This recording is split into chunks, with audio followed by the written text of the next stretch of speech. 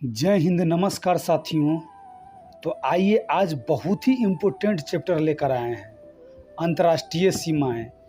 अगर आप इस वीडियो को देख लेते हैं तो अंतर्राष्ट्रीय सीमाएं से एक भी प्रश्न बाहर नहीं जा सकता है। ठीक है, तो आइए देखिए, हम लोग इसको ट्रिक से याद करने वाले हैं। जितना है अंतर्राष्ट्रीय सीमाएं, उसको हम लोग ट्रिक से याद करने वाले हैं। इस ट्रिक को अगर आप देख लेते हैं तो आपको कोई भी जो प्रश्न है इसमें थोड़ा भी परेशानी आपको नहीं होगी। तो चलिए हम लोग शुरुआत करते हैं पहला प्रश्न से। ठीक है, आइए पहला प्रश्न है, मैकमोहन रेखा किन दो देशों के बीच स्थित है? मैकमोहन रेखा जो है ना, किन दो देशों के बीच स्थित है? तो जब भी इसको देखिए, मैकमोहन और रेड क्लिफ रेखा में कन्फ्यूजन होता है, तो इसको ऐसे याद करना है।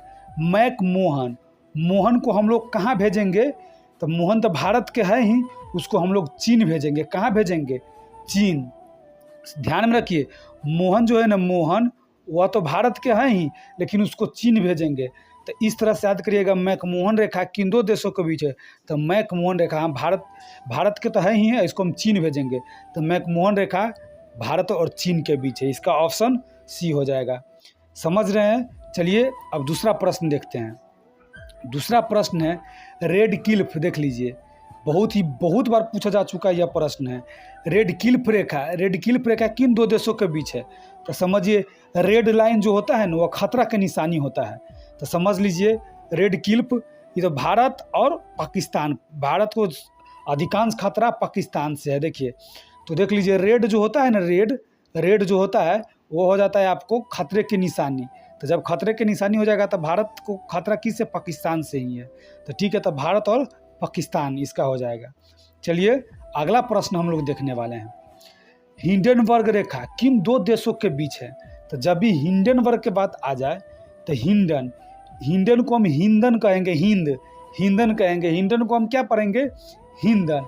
तो जब हिंदन पढ़ेंगे ना, तो इसका आपको हो जाएगा, देखिए, जर्मनी और पोलैंड। ये ध्यान में रखिएगा। देखिए, इस सब में कन्फ्यूजन होता है। हिंडन को हम लोग हिंदन पढ़ेंगे, तो हिंदन को हम लोग क्या? जर्मनी और पोलैंड। जब भी आ जाए हिंडनबर्ग रेखा, तो हमारा ऑप्शन हो जाएगा बी, ऑप्शन बी, जर्मनी और पोलैंड। बहुत महत्वपूर्ण प्रश्न सब है, इसको याद करके रखिए। ठीक है, जब भी हिंडन, बार बार इसको हम जोड़ दे रहे। देखिए, हिंडनबर्ग जब भी रहे तो जर्मनी और पोलैंड हो जाएगा। अगला प्रश्न हम लोग देखने वाले हैं। आइए, 38वीं समानांतर रेखा किन दो देशों के बीच है?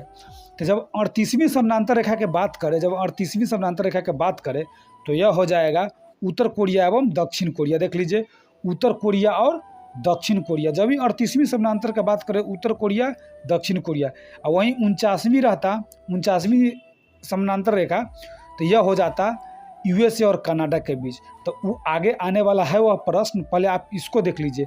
जब भी 38वीं हो जाएगा तो उत्तर कोरिया और दक्षिण कोरिया रहेगा। जिस तरह से पाकिस्तान और भारत एक दूसरे के चिर प्रतिद्वंदी है, उसी प्रकार उत्तर कोरिया और दक्षिण कोरिया भी एक दूसरे के चिर प्रतिद्वंदी है। ठीक है, तो यह 38वीं समानांतर जो रेखा है वह उत्तर कोरिया और दक्षिण कोरिया के बीच है। चलिए अब अगला प्रश्न हम लोग देखते हैं। देखिए, मैगी नोट रेखा होगा। यहाँ मैत्री लिखा हुआ था, मैत्री नहीं, यहाँ मैगी हो जाएगा। देखिए, मैगी नोट रेखा, देख लीजिए, मैगी नोट रेखा होगा। ये क्या हो जाएगा? मैगी। देख लीजिए, इस टाइप से मैगी नोट रेखा हो जाएगा। तो जब भी कह देगा मैगी नोट, यानी मैगी कह रहा है नोट, माने मैगी हम नहीं खाएंगे। तो मैगी नहीं खाएगा किस देश के, दो देशों का लोग? तो मैगी नहीं खाएगा एगो जर्मनी और फ्रांस के लोग। जब भी ध्यान में रखिएगा, मैगी नोट रेखा किन दो देशों के बीच है? तो मैगी नहीं खाएगा जर्मनी और फ्रांस के, जो जर्मनी और फ्रांस का जो नागरिक हो, मैगी नहीं खाएगा। जब भी आ जाए मैगी नोट, यानी जर्मनी और फ्रांस, यानी जर्मनी फ्रांस के लोग मैगी नहीं खाएगा।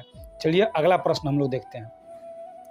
49वीं समानांतर रेखा किन देशों के बीच है? ठीक है, तो 49वीं समानांतर रेखा जो पीछे ही हम आपको बताएं, जब 49वीं 50 से कम रहेगा ना, 49वीं 50 से कम रहेगा तो यूएसए और कनाडा हो जाएगा। क्या हो जाएगा? यूएसए और कनाडा। इसका ऑप्शन सी हो जाएगा। 49 है तो यूएसए और कनाडा हो जाएगा। चलिए अगला प्रश्न हम लोग देखते हैं। मेन रहीम रेखा, मैन लिखा हुआ है ना, तो ये मेन रहीम रेखा रहता है। देखिए इस टाइप से मेन रहीम रेखा, ठीक है। तो मेन रहीम रेखा का जब भी बात हो तो मेन कौन है, तो हम मेन मान लेंगे किसको, रूस को मेन मान लेंगे, और उसके साथ ही फिनलैंड को। मेन कौन है, रूस और फिनलैंड। मेन कौन है, रूस और फिनलैंड को भी मान लेंगे उसके साथ ही।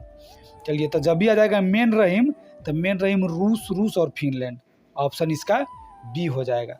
ठीक, अगला प्रश्न हम लोग देखने वाले हैं और लास्ट प्रश्न देखिए, ड्यूरंड रेखा किन दो देशों के बीच है। देखिए इस ड्यूरंड रेखा के जब भी बात आए तो बीच है यह पाकिस्तान और अफगानिस्तान, लेकिन जब आपको कह देगा कि ड्यूरंड रेखा किन दो देशों के बीच था, तो जब भी किन दो देशों के बीच था, तो यह हो जाता भारत और अफगानिस्तान। क्या होता भारत अफगानिस्तान, क्योंकि उस समय भारत और पाकिस्तान जो है ना, इस समय पाकिस्तान जो है ना पैदा भी नहीं लिया था, ठीक है। उस समय का ये बात है, कब, 1896 के बात है, ठीक है। 1896 में यह जो ड्यूरंड रेखा है ना जो बना था, तो उस समय पाकिस्तान का जन्म भी नहीं हुआ था। उस समय भारत और अफगानिस्तान के बीच आता था, भारत और अफगानिस्तान के बीच आता था। देखिए भारत और यह अफगानिस्तान के बीच आता था, ठीक है। तो देखिए जब भी ड्यूरंड रेखा किन दो देशों के बीच पूछेगा तो है, तो अभी पाकिस्तान और अफगानिस्तान हो जाएगा।